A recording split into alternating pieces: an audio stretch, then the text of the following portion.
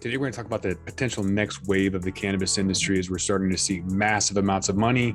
3-4 years ago, I was talking about stupid money coming in the industry, dumb valuations just coming in because they don't have any other place to put it. Kind of at that point where you're seeing massive valuations in crypto, all-time highs in the stock market. Where else are you going to put the money? Cannabis. $200 million. We're talking about a $250 million blank check company. Talk about how HEXO has made some acquisitions. Cookies is entering Europe, the UK, Austria with partnerships. And so we're going to have a half dozen things that we're going to talk about in terms of what makes a brand valuable. All coming up. It's only entertainment. Welcome back to the Talking Hedge. I'm Josh Kincaid, capital markets analyst and host of your Cannabis Business Podcast. So there's a specialty purpose acquisition corp, or a Spac. It's basically a blank check company. They've got $250 million that they've had. It's a California-based company raising money privately and publicly, initially privately, and now they are going public on Nasdaq under the ticker symbol CNGLU. So they don't really have any like direct purpose other than just kind of going out and finding opportunities to make money. So they're diving in. That's a huge opportunity for a lot of companies. Some that are just local and haven't expanded aren't going to be able to take advantage of this. Others that have kind of expanded into their region, throughout California, for example, or throughout the US, or even internationally, they're going to be what's called a best in class, looking at multi-state operators in key markets globally, from cultivation to production, processing, productization, that's branding and manufacturing, and then sales and distribution. Distribution is huge. You can have all of the names you want with celebrities and otherwise, but without distribution, it means nothing. And so I think that's a huge part that the industry is failing to realize, is that without more channels to get your products out there, you're going to start to see declining sales. It's already been happening, declining wholesale prices, declining transactions as we kind of hit peak sales, until we can get new SKUs like ready to drink RTDs. I've been talking about that for a while. So we got to have to get this next wave of cannabis, and this blank check company is going to be the beginning of a new cycle that we're seeing as companies go public, acquire assets, grow markets. I had a guy come in that owns an insurance company, knows nothing about the cannabis industry, wanted to give me a budget of $30 million. And then his main target was Oklahoma.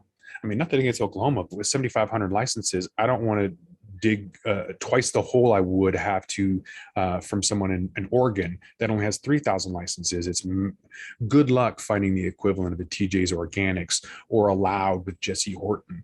I mean, I'm sure they exist. I know they exist in Oklahoma, but that's what you have to find in order to make it successful in that kind of marketplace. Not interested in being a turnaround company.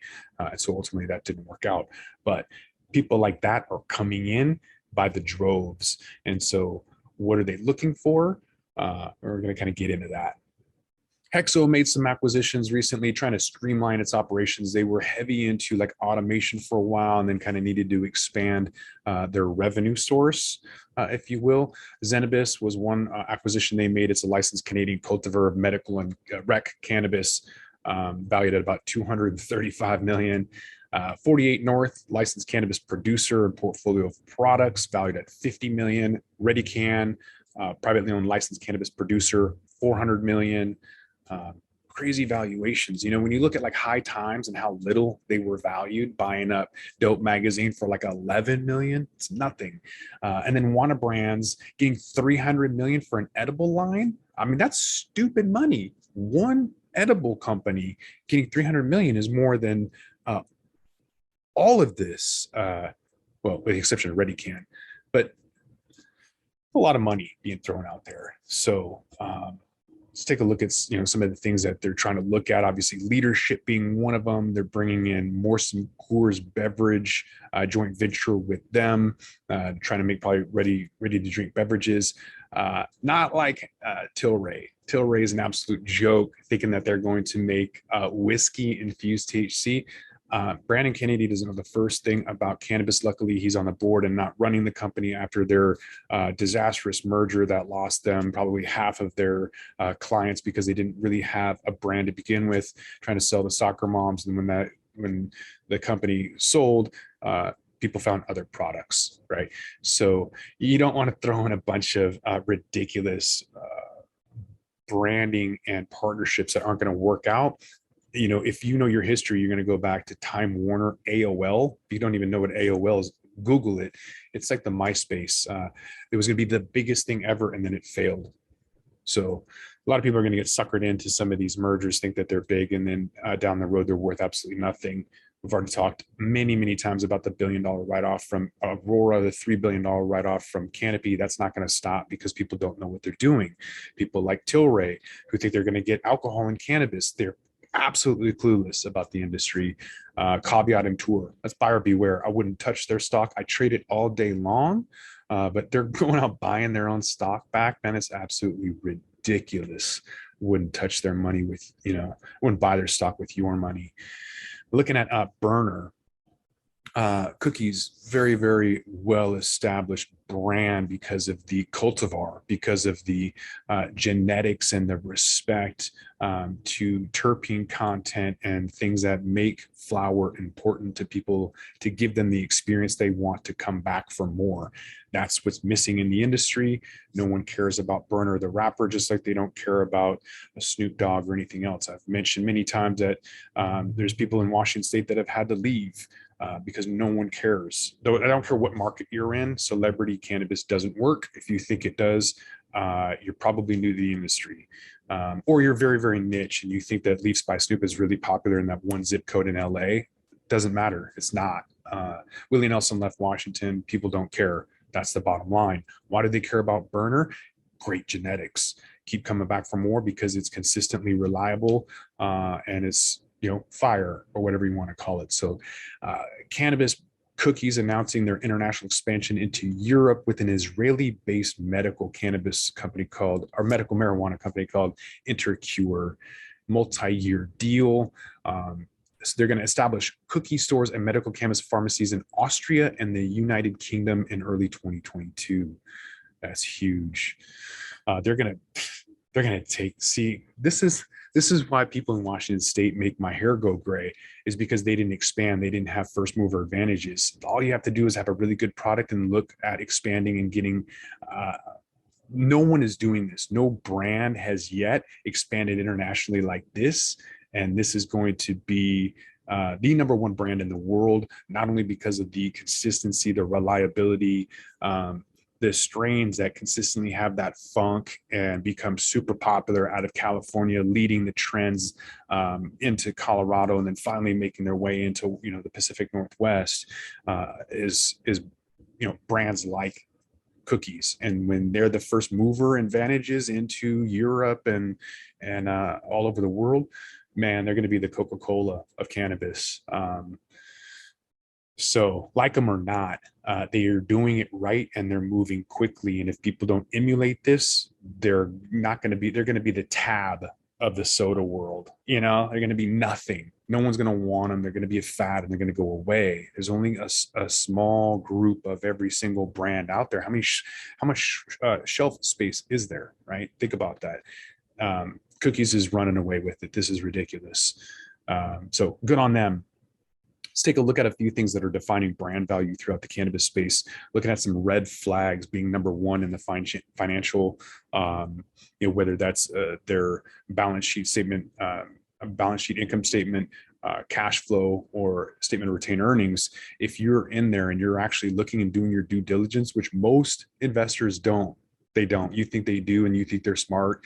They're not. They got money. They don't care and they throw money at stuff. I've seen it. They don't do their due diligence most of the time at all. But the ones who do are going to find some red flags and look at those financials. They're also going to look at management. You don't want somebody like MedMen who are going to run away and buy $26 million mansions. You're going to want somebody who knows what they're doing or is smart enough to hire somebody who does. And It's very rare that those things happen because of founder syndrome. People get in their own way and have roadblocks. So people, when looking at defining brands, are looking for red flags for financials and management of the brands. And obviously, that's going to prevent some streamlining acquisitions from happening. The second thing that some of these companies are looking at when either merging or acquiring or expanding is knowing what makes their brand or product uniquely competitive, including intellectual property. And there's reports out there right now that even Coca-Cola doesn't have the brand value from their intellectual property built into their stock price, so it's discounted. I don't even think anyone's thinking about IP in terms of value in the cannabis space yet. You've got stupid companies out there ripping off people, stealing their IP, thinking that that's cool or neat or whatever, and it's immature, and no brand is going to live long doing that. So intellectual property is going to provide long-term competitive advantages in the ability to diversify revenue through licensing. That's exactly what Cookies is doing.